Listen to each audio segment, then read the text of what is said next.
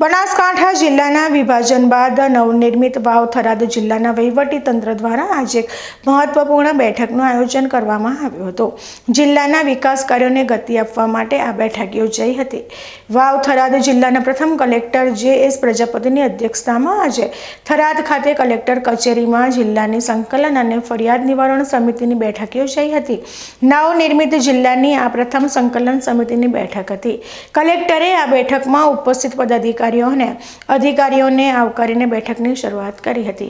આ બેઠકનો મુખ્ય હેતુ જિલ્લામાં વિકાસના કાર્યોને ઝડપથી આગળ વધારવાનો હતો।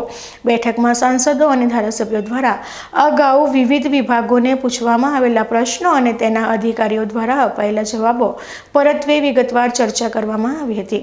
જિલ્લા કલેક્ટર જે.એસ. પ્રજાપતિએ ખાસ કરીને વાવ થરાદ જિલ્લા માટે જરૂરી નવીન ઇન્ફ્રાસ્ટ્રક્ચર સહિત તમામ વિકાસના કાર્યોને વેગવંતા બનાવવા માટે ઝડપથી કામગીરી કરવા માટે અધિકારીઓને જરૂરી સૂચનાઓ અને માર્ગદર્શન પૂરું પાડ્યું હતું।